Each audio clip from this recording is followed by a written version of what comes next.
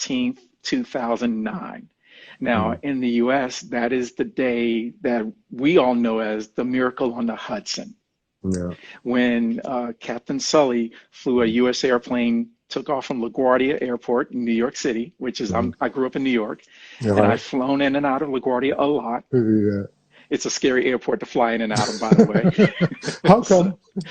it's a very short runway. It's Mm. got New York City, Long Island all around it, so you're coming right over residential, and the Yeah, runways extend out over water. I see. Yeah, So, okay. yeah, so Mm. it's about as difficult as you can get taking off and I landing. see. I see. Um, and so they took off. Now, what people don't realize, Yeah, and you can go look this up, and right. I'll ask you. So from the Mm. time they took off, Hamza, how Mm. long do you think it took before they actually crash landed back in the Hudson? How many minutes? Like 10 minutes?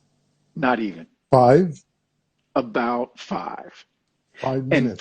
from the time they actually struck the Mm. birds, so they took off Mm. at like 3:25 and Mm. 51 seconds.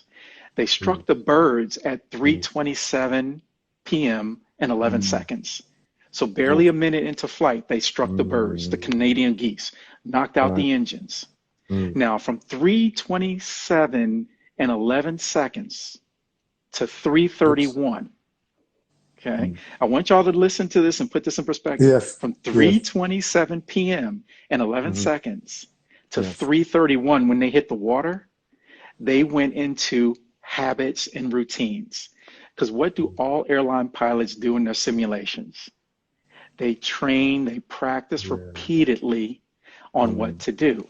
So Mm. that's the action part, but they also had to envision what it would look like. Now, Sully was a Mm. glider pilot. So he Oh, had a okay. vision. Yeah.